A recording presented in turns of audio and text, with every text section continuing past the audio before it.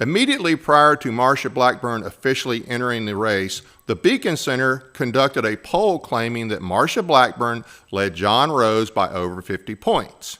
It seems a little fishy that they would take a poll on somebody not yet in the race to begin with, and what do you know, the very next day she enters the race and is leading by a huge margin. Now, I realize that even though Rose has been in the campaign for a few months now, and he doesn't have near as much name recognition as Marsha, who has been in politics for about 30 years, over 20 of that in D.C., but I'm still suspicious of the reported gap in popularity because I know a lot of people in Tennessee are still mad about her backstabbing Trump on January 6, 2021. No, we have not forgotten. I suspect that margin is much like her promise of future bold leadership, mostly BS. That goes well with her initials, MB. Governor Lee announced that the Tennessee National Guard will assist ICE with rounding up illegal aliens. No numbers of how many will be involved yet. Glad to hear it, especially since legislation sponsored by Representative Fritz and signed into law authorized the governor to send up to 2,500 to Texas last year to stop the invasion, yet he didn't send any. Wonder how many have come to Tennessee since that law was passed. Trump is now cleaning up D.C. He's having the homeless moved out and housed somewhere out of the city. He told the criminals not to worry about housing. They would be arrested and put in jail where they belong.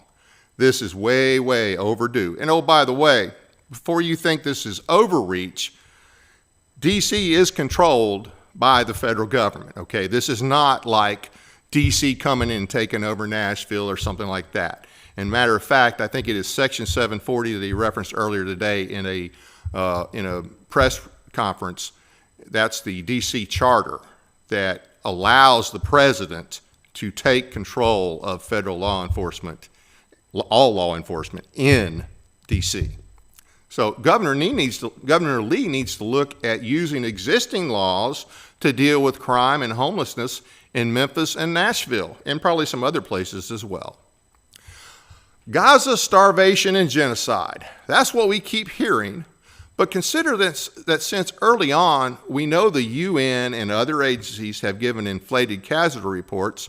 The latest charge of starvation is also suspect, and in fact, the New York Times had to recently retract the story showing a starving child when further investigation showed the child had a long-term genetic disorder. When it issued a retraction, when the Times issued a retraction, Hamas supporters vandalized the New York Times office in Manhattan. No truth allowed, I guess.